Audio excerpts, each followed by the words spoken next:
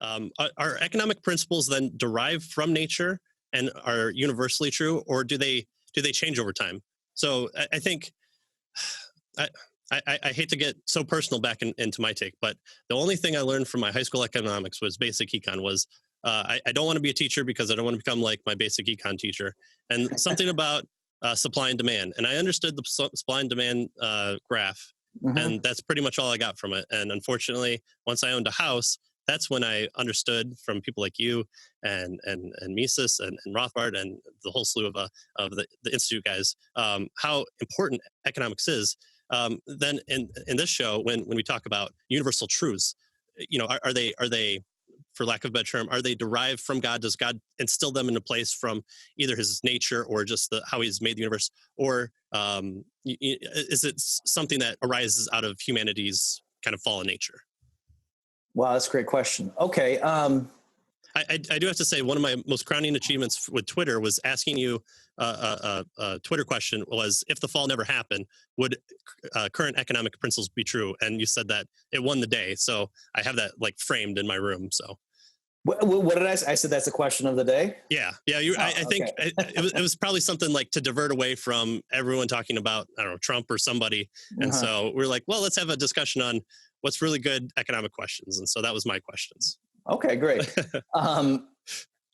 Okay, so with the caveat that it's possible I'm going to say something and dig myself into a hole, and then later say, "Wait a minute, I misspoke." Feel free to use it on your podcast. So it's all right. Yeah, this is good stuff. In terms of just the basic logic of choice, let's call it, or what Mises would call praxeology, the fact that people have they have goals, subjective goals, and they use their reason. They pick means to try to achieve them. And so here, there's no assumption of being correct. Like and make sure your listeners get the distinction I'm getting at here. If you see, if you throw a rock up in the air, it goes in a certain trajectory. We just don't say, oh, at first the rock wanted to go towards the sun and then it changed its mind and went towards the ground. That's just not the way we don't attribute motivation and desires to inanimate things. Mm-hmm. That's not the way we talk nowadays. Whereas if you do see someone, driving her car and she's going, towards the store and then does a U-turn and comes back, it's perfectly, quote, scientific to say, oh, she thought she needed to go to the store and then she realized she forgot her wallet and turned around. That's not unscientific to talk like that. To assume that human beings have desires and choose means to try to achieve them. So you can actually derive a lot just from that type of decision. Let's say, like the stance you take as an analyst to say we're going to attribute intentionality and subjective goals to these blobs of cells, whereas a chemist could look at your body just a collection of atoms or something like that, or a physicist could, and the constituents of your body in terms of matter presumably obey the laws of physics, right? And so they could just look at you like that, but that's not the way we look at you as an economist. Right. And so a lot of those first principles are actually, there's not really anything empirical or testing about it. So for example, I can spin out a lot of the bullet points that would be covered in an introductory chapter of an economics book, like How to Think Like an Economist, you alluded to earlier. A lot of those, or I would say all of those principles, they're not really empirical. So things like to say every choice carries a trade-off, or every decision has an opportunity cost, or to say people respond to incentives. They're not mere tautologies. It's not that I'm saying a bachelor is an unmarried male, which is really just a definition. It seems like I'm saying something about reality with those earlier expressions, and yet if I say okay, every choice has a trade-off, how would you test that? You know what I mean? Like, would you go and say, oh, we went and we looked at 1,000 choices and in every single one there was a trade-off. So far, so good. You'd realize, well, no, you're missing the point. Like, just by the nature of it, if I'm deciding to view what you did as a choice, then necessarily there must be a trade-off because there was a second best thing you could have done. And the value to you of that is what we call the opportunity cost. Okay. So it kind of, the fact that there was an opportunity cost in your decision flows from the fact that I decided to call that a decision. Whereas if someone just flings hot oil on you and you flinch, you didn't really choose to do that. That's just an involuntary bodily reaction. So that's the distinction we're making. Right. And so all those standard principles, and even like supply and demand curves in analysis, I can build all that up now. And so the issue is, so economics as a science would exist regardless of the condition of man, let's say, so long as people had choices and subjective goals and it had reason. But I suppose a thing probably a lot of economists would say is that in the Garden of Eden, there wasn't scarcity, at least the way we think of it now. Mm-hmm. And so it's possible that it wouldn't have been useful to elaborate economics, that you wouldn't have needed it for anything. So that it wouldn't have been false, but it wouldn't have been very useful. So I don't know if that's the way to get it. And also, let me just mention, some people do push it even further. I don't know if Mises, certainly Austrians, I can't remember who said this, but we're saying even in the Garden of Eden, there would still be the flux of time. I think probably it was Mises that talks like this. And so even if, you weren't ever worried about going hungry, still at any given moment, you could only be doing one thing, or, one subset of things that you could do simultaneously. And so you'd still have to order your day. You'd still have to come up with, what am I going to do right now? What am I going to do next hour? If time still passed. And so in that sense, there would still be some type of scarcity because you couldn't do everything all at once, the flow of time. And so then even there, economics would still apply to your decision on how to order your activities. So that's kind of let me put it this way. There have been attempts to apply economic reasoning to unconventional areas, things like, choosing a mate or other areas, or the economics of crime. In some of those areas, I just think it's kind of goofy, or it gives me the creeps, even in some places. Like in Freakonomics, where it talks about it's good that we had abortions because low income people tend to cause more crimes. Therefore, we saw a decrease in crime because of more abortions.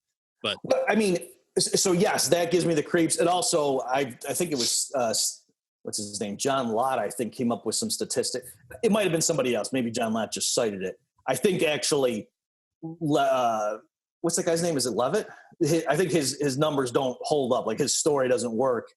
Because if you look at like the demographics of, the age of when the crime rate should have started dropping in terms of what segment of the population, it doesn't fit the story about Roe v. Wade and everything. But so, yes, I agree with you. That gives me the creeps too. And that's an economist trying to do something outside the norm. But that's not even what I mean. I mean stuff like, to say, there's the marriage market, and as the supply of, income earning females rises, that means such and such. And therefore, that kind of stuff, sometimes it gives me the creeps. And, like holding off on gold value, like, hold on to your gold or your singleness now, because women prices will be more valuable in the future. Right. Yeah. That kind of talk. And I get there, and I'm stumbling here. I'm trying to come up with, but I mean, you could apply it. You could say, the supply of, friends entering the playground has gone up. And so therefore, the price of being a friend has gone down, or, that kind of stuff. And so maybe we would expect kids to, not, to be meaner to each other, or whatever. I'm making stuff up here, but I'm saying certain things, and I don't just, and I want to be clear, I don't just mean, it makes me queasy. And so I find it, I'm saying like the standard, like supply and demand analysis, because what it does is it's saying other things equal. Okay. And so it's right. Like, for example, you could say, if you want your wife to be nicer to you, you should just increase the amount you pay her, so that when you come home at night, if you really, you start giving her $20 every time she says, hello, dear. And technically that there's nothing wrong with that, but it's, it says other things equal. And so maybe one of the other things that's not equal now is that it's weird if you're trying to give your money to your wife to say hello to you. You know what I'm saying? So right. It's not that it's wrong, but that analysis in some situations, in some settings, I think is totally beside the point, and it's counterproductive. So that's, to your original question. Yeah. I think there are things that just our nature as beings who have reason in subjective goals. So we're individuals, which is what that would come from. Maybe it wouldn't work to try to use economics to explain a beehive if, the individuals don't have different goals, really. They just all work together to do whatever's in the interest of, the hive or something. Given that people are unique individuals with possibly different goals or motivations, and they have reason, then yeah, I think you can spin out the basic structure of the science of economics. But yeah, if it's before the fall, there might not be much point in doing so. It might not be that useful for anything. So that might be something a economic theology person would write their dissertation on. Yeah. There you go. We're helping people out already, I'm telling you. Nobel Prize winning economist James Buchanan explains what he calls economic odds in his paper, Afraid to be Free. According to Buchanan, the government as savior view can be derived from Keynesian economic thought, as expressed when citizens may generally want to extend the parental role of the welfare state to allow the state to replace God.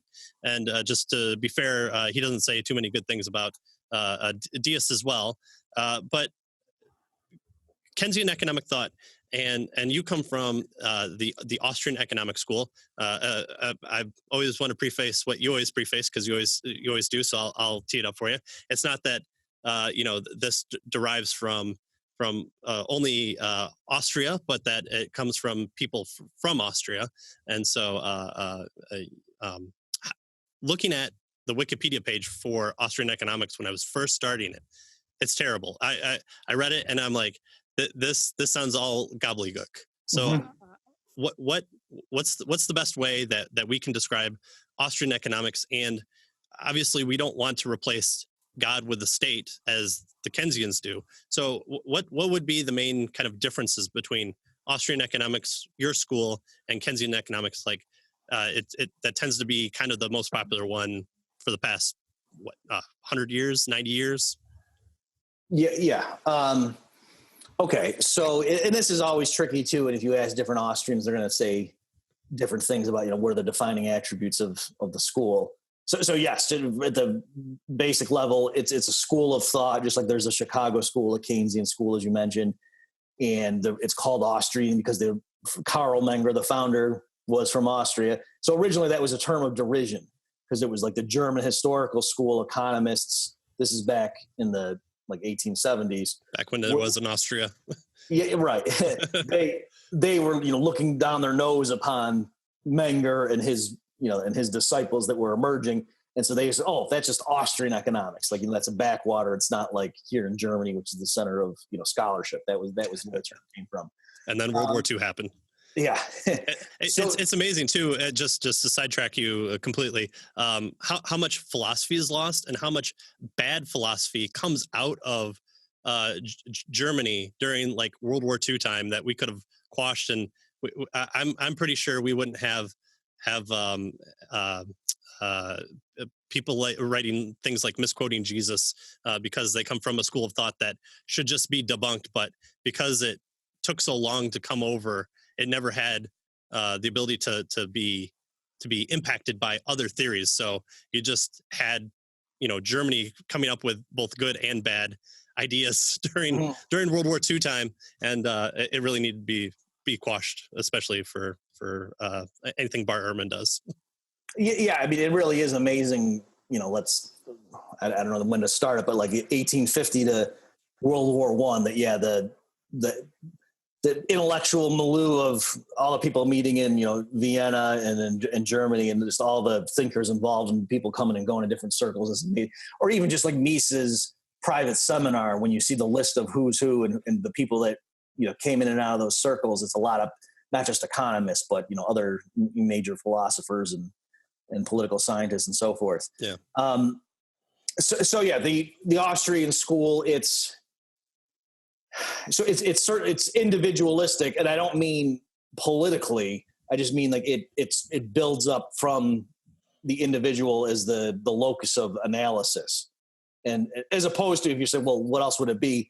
I mean, because there are types of economics that just look at big macro variables, like to say, oh, what's the price level? Well, you look at the money supply, you look at the velocity with which dollar bills turn over, and then you can back out, what the price per unit good. That sort of thing, where it's, it's looking at the economy just as a bunch of big numbers, as opposed to, individual decisions. And, that you could say, oh, well, prices, we start with individuals and they want to hold money. and what's the demand for money and that sort of thing. So the Austrian economics certainly it's called methodological individualism, and the other one's methodological subjectivism. And those are big words, but just saying it, they assume individuals are the concrete, the atoms that form the analysis, and that they have subjective goals. So Karl Menger, who was the founder of the Austrian school, in a standard history of economic thought book, would be credited as one of the three people who ushered in what's called the marginal revolution. So that was overturning old classical value theory and replacing it with the new modern subjective value theory. So that's a defining element of Austrian economics, because their founder was one of the people that brought that revolution. And so there, what does that mean? It's just saying when you're trying to explain prices, the ultimate building block, or the fundamental building block, is the fact that people have subjective preferences. And so ultimately, why is a bottle of wine cost whatever $50? Why is the price $50? You don't start and say, oh, well, because the grapes were really expensive, and so the bottle of wine has to cost that much. Otherwise, the producer wouldn't, be able to cover his cost. That, nowadays, the way the economists think, that causality is backwards. It's that the final goods that consumers buy is because they have utility for the consumer in the eye of the beholder. And then that works its way backwards. And that's why people are willing to pay for grapes, because they can be used to make the wine. Okay. So that type of thinking, that's something that Karl Menger helped usher in. And then, one of the things, the reason I think it's important nowadays for people to know about the Austrian school, this guy, Ludwig von Mises, he developed a theory of the business cycle that other schools of thought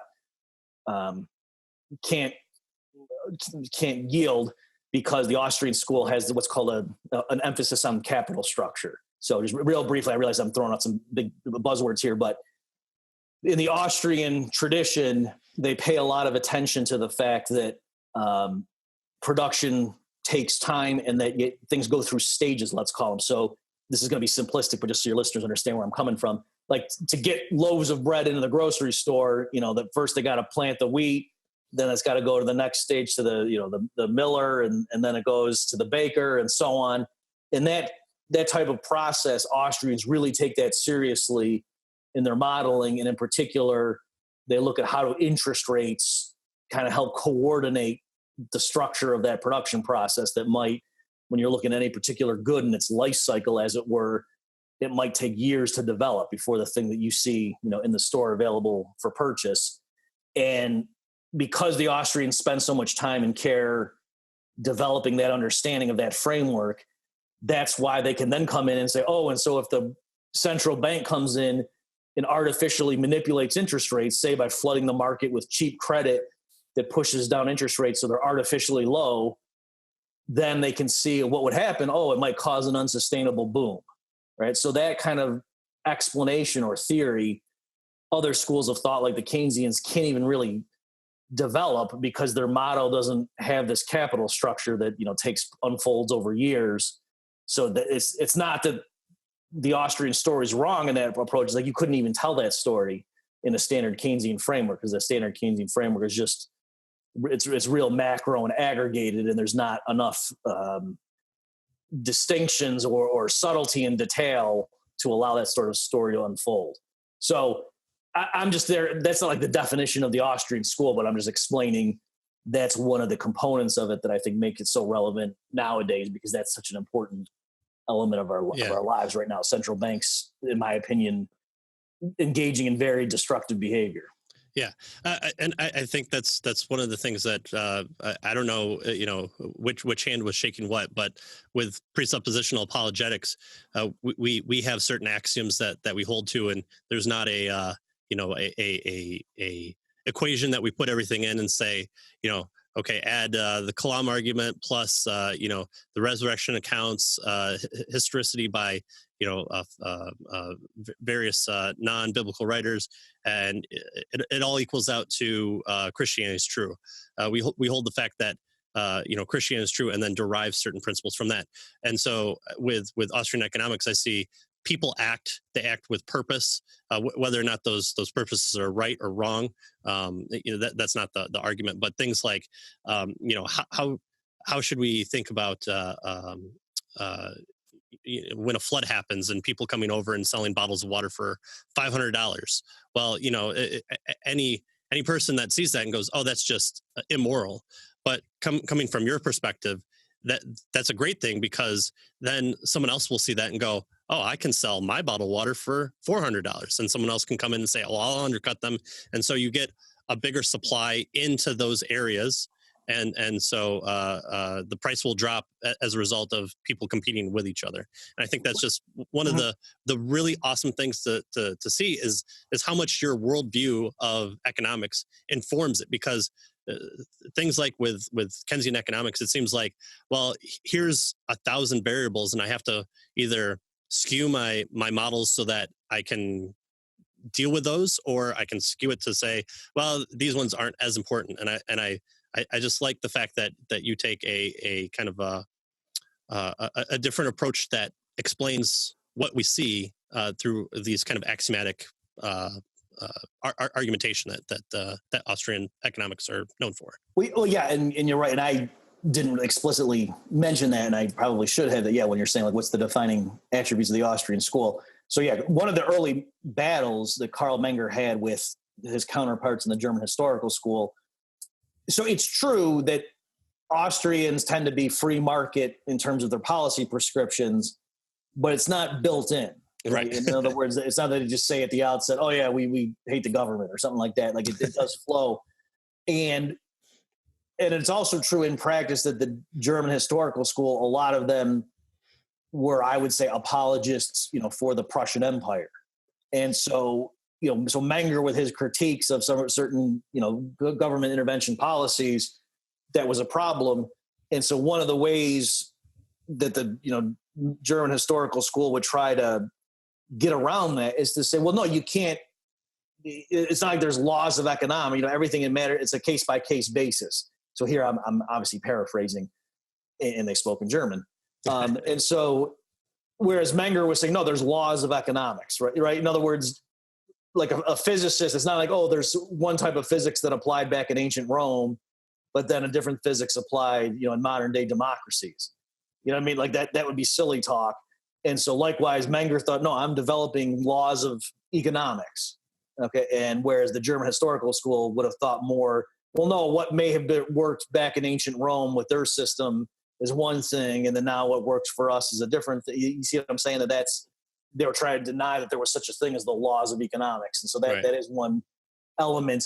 And then also, yeah, Mises, and this is one of his more controversial stances, and even not all modern day Austrians, die on this hill, but Mises himself, and certainly like Murray Rothbard and people who are in that tradition of the Austrian school, thought that basic economics was a priori, meaning, yeah, you start fundamentally with the action axiom. If you're going to decide to interpret the behavior you see out in the world as the result of conscious choice, because ultimately you don't know. You can't literally be inside someone else's mind and know that they feel things the way you subjectively know you feel stuff. You just kind of think that makes sense. That's like a hypothesis, if you will. But once you commit to that, then Mises thought all the standard results of economics, he even called them theorems, so that kind of shows he didn't think it was open to empirical verification, flow from that. And, and people derided him as being unscientific and anti-empirical, but likewise, the analogy I use with geometry, that if you're going to learn geometry is certainly very important. You can't go build a bridge if you don't know anything about geometry. And yet, if you said, oh, here's the Pythagorean theorem, and you teach it to someone, and they say, well, how do we know that's true? Should we go test 1,000 right triangles and make sure it's true? Right. You would say, no, you've missed the point. You don't understand what a proof is. We have these axioms and these rules of transformation. And if you give me the axioms, then I can deduce, the Pythagorean theorem. It's a theorem. I proved it. And you wouldn't go test it. And that's certainly not unscientific to do that. So that's what Mises thought basic economics was. And so, yeah, I guess you're saying it has a certain overlap with a type of apologetics. Yeah. Can I go back and just say something I meant to say about like if there's a natural disaster and like bottled water and that thing? Because this actually illustrates well what I was trying to say earlier about is a Christian and like, why should a Christian know economics? Yeah, So yeah. so that's a good example. So again, let's say the situation is there's a flood or a hurricane or something, and the roads are all closed. And so right now, the local storekeeper, he's only got a few cases of bottled water on the shelves, and he knows he could, quote, get away with charging $20 a case, or charging $4 a bottle or something like that, something that would normally just cost 10 cents or whatever. And so most people are okay, most Americans at least, are okay with the government just flat out prohibiting that. And so setting up a hotline and say, if you catch anybody trying to price gouge in the wake of this natural disaster, taking advantage of the poor plight of our fellow citizens, you call this hotline and the attorney general will get on that. And so I would argue that, well, no, as a Christian, you shouldn't be in favor of that, because it's, using the threat of violence to get people to do your will. And, someone charging a lot for water, it's not obvious why that should be a criminal offense, right? To me, that's unchristian. You're basically stealing from the person. You're saying, no, you have to sell it under these terms. And if you're not willing to sell it under these terms, then we're going to throw you in a cage, or that we're going to take more of your money out of your bank account through the state. To me, that's violating one or two of the 10 commandments. So that can't be a Christian thing to do. And so I think, the obvious objection would be, well, that can't be right, or, because it can't be true, Murphy, that the Christian response is to let storekeepers charge whatever the market will bear, because, that's the consequences are too horrible. And so here's where, the Bible wouldn't necessarily tell you how to think that through. I think the Bible tells you what the moral position is, but you would need the study of economics to know that, this is stuff, of course, you were alluding to, Patrick. No, actually having a really high price for bottled water is exactly what you want to have happen, because that rations the available supply. You don't want it to be the case that the first few people who get to the store after the hurricane hits clean the shelves out. Mm-hmm. Because if you had that, if bottled water is still the same price as it was before the storm, then that's going to happen. The first few people who show up, they're going to buy everything, they're going to put it in their pantry, and then everybody else is going to go thirsty. So that's not good. So instead, if you have a high price, then they say, oh, we really probably just need to get, one case of water, and that'll hold us over until they clear the roads. And so that's a good thing. And then also, yes, with a high price, that's giving the incentive for people around the country, to go rent big trucks and to fill them up with bottled water and to go ship them into the region to, go get through the flood waters or what have you. Whereas otherwise, they probably wouldn't do that. It wouldn't be worth their while to organize the effort to ship a bunch of bottled water to Houston or wherever the city was that got smacked.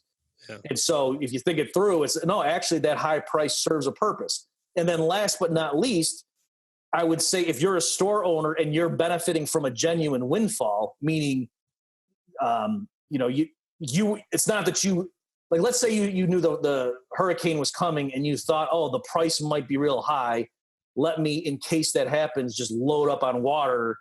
And so you end up, bulking up your inventory way beyond what you normally would have on the off chance that the storm hits and then prices go up. Again, you want to reward that activity, right? So it's not just a fact of nature how much bottled water is in the city when the storm hits. If people were farsighted and stocked up, you want to reward that behavior so that the next time a hurricane comes, the crisis isn't as bad.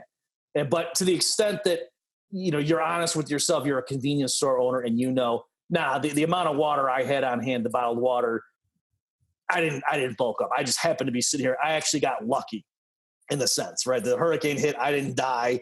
My store is still open. And instead of me charging $5 for a case, I get to charge $25. That's a pure windfall to me. Okay, you still charge it and then donate that to the Red Cross, right? And so that will ensure, then they can use the money for, needy families or whatever. So the high price still rations the available quantity so that households only take what they really need.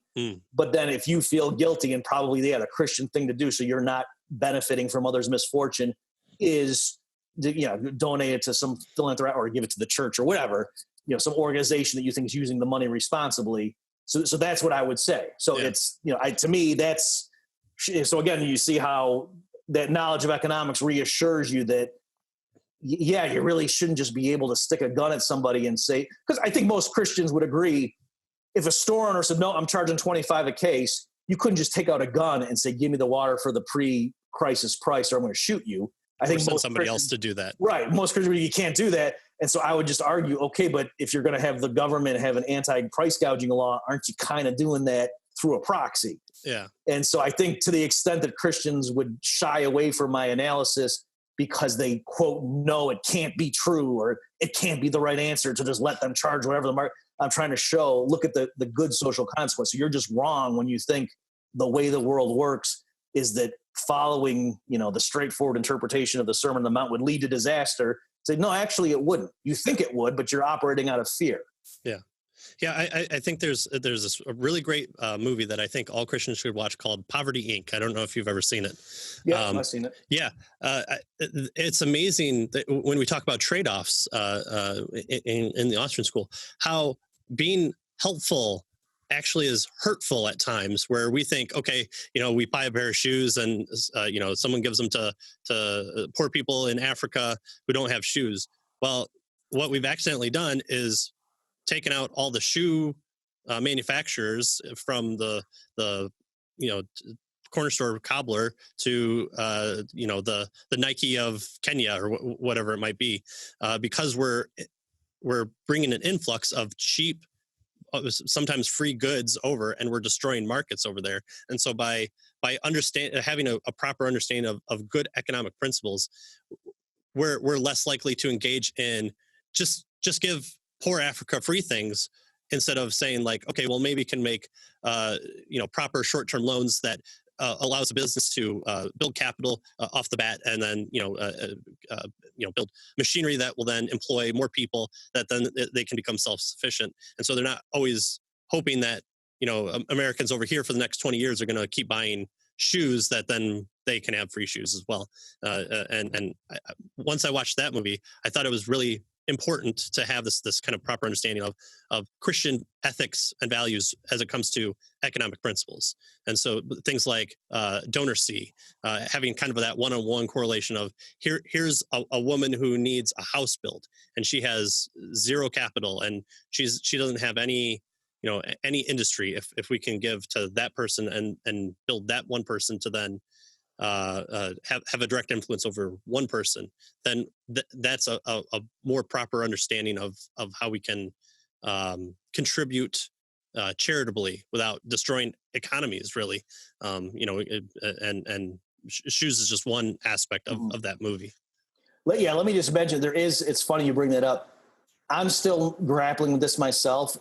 So and I'm just being honest with you intellectually here, is so clearly stuff like the U.S. government giving aid to the Ethiopian government, and the guy's just withholding food in order to suppress his rival. Clearly, that's bad, right? So government to government foreign aid, I think, is a disaster, and that's well documented.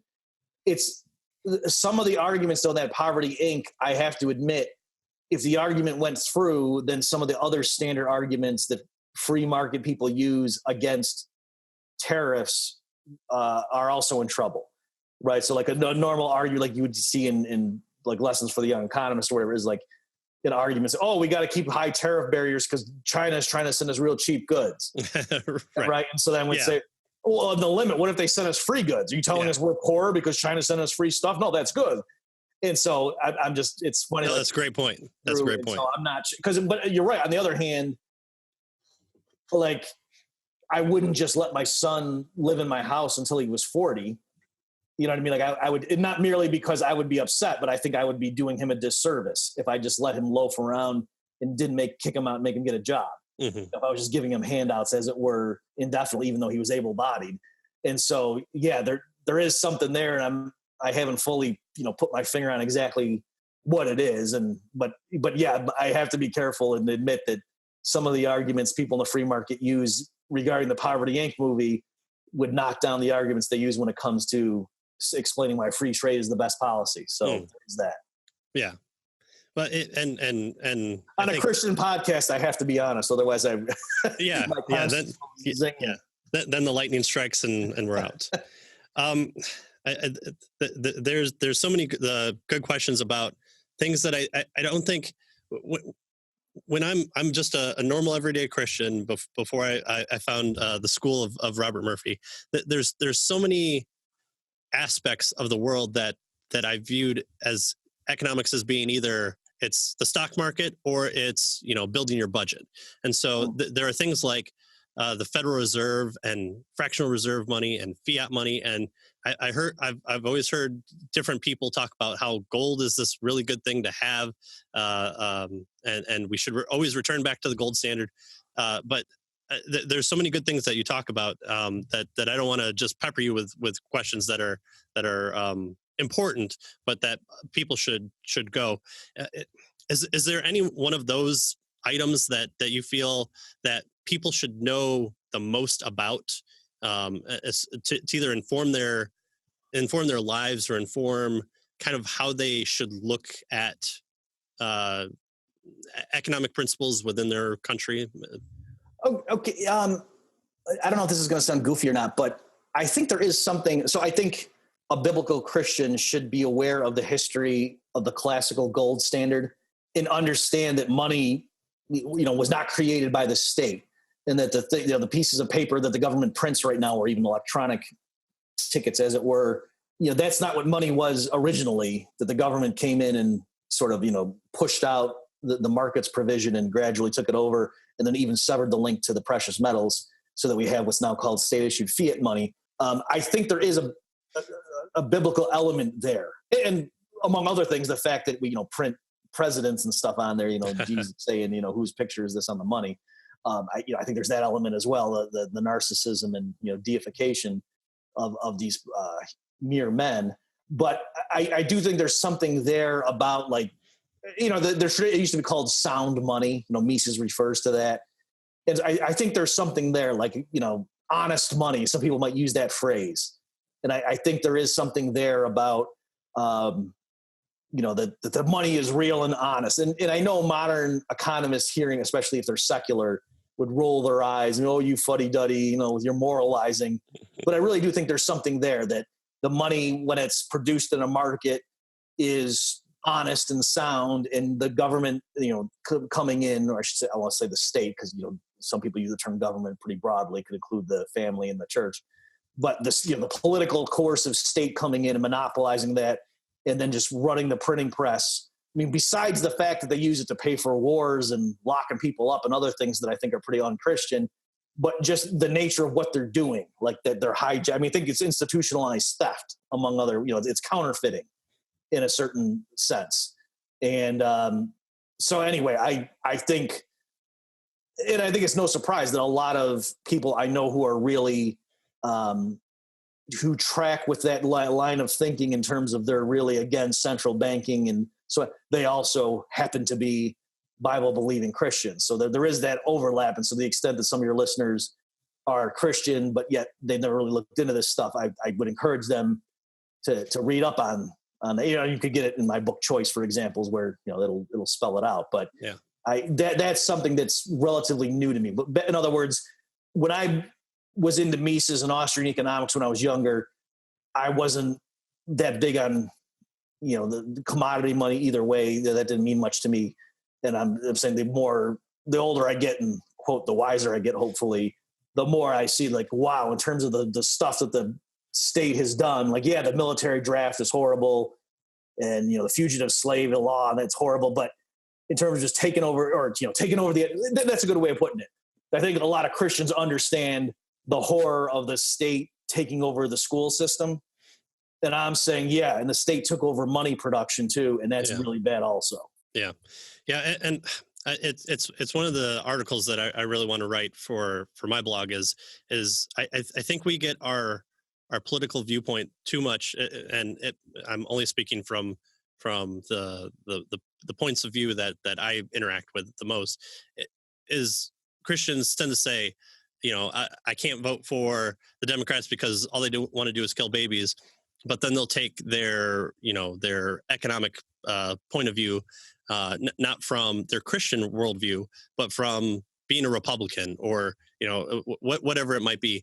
And so that's one of the things that I want to encourage people on this podcast is bringing everything under the central authority of Christ and saying, not what agrees with my Christian worldview, but what from my Christian worldview can I derive, principles from investment, doing business, like just God telling us to have even scales. And that's not just even scales with other Christians, or in money, it's hold them to a standard that you have balance, and that you have these even scales, and that you don't have your certain idea of, well, this is evil because it's killing babies and that goes against God's will, but then we like it when this other group is in power because they're really ragging on those social justice. Is communism bad? It's because it has the improper view of man as being morally good or neutral, and that through force sharing should be accomplished. And so I not that I want to get too political here, although I have my own ideas, but just that's if one I of the could reasons why I wanted to have follow up on that. Yeah, please. So please. That's a good way of putting it, that for those of your listeners who are,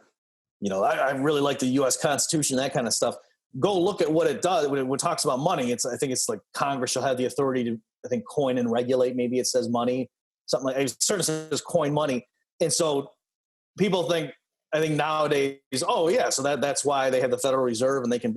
And no, back when they wrote those words, I mean, to them, money was gold and silver, and so all it had to do with the, ensuring fair weights and measures, like you were saying, the biblical principle of not defrauding the people that you're doing business with.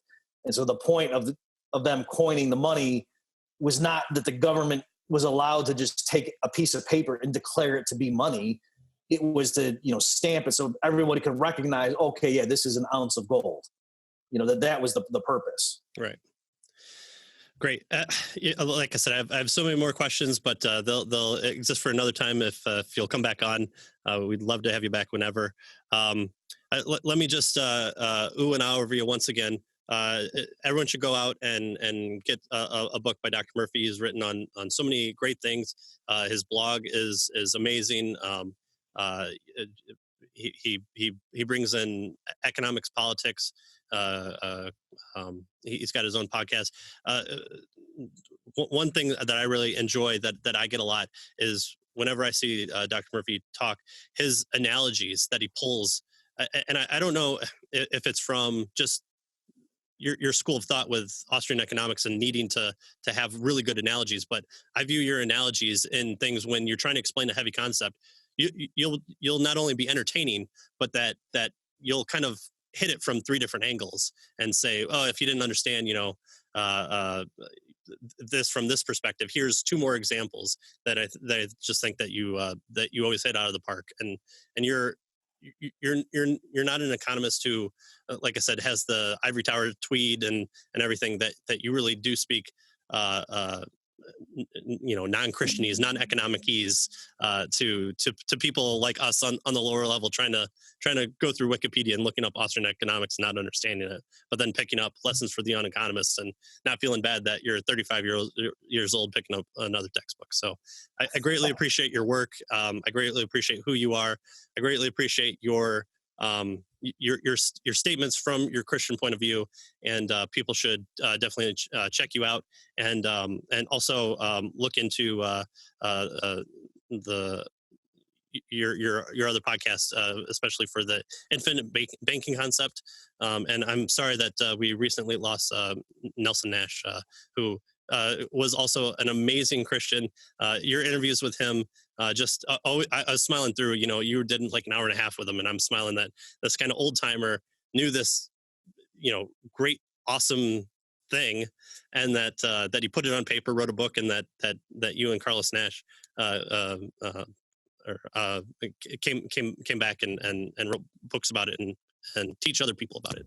So I appreciate it. Thanks so much for the kind words, Patrick. And yeah, as far as Nelson Nash, he was the guy who, again, not that I ever consciously said, oh, I'm not going to share my faith or whatever, but he was just so bold in quote, mixing his religion in with financial things that kind of gave me the courage and the push to say, I really need to not, keep my lamp under a bushel or whatever that phrase is, that to not be afraid. And I don't want to offend somebody by mentioning Jesus in this context.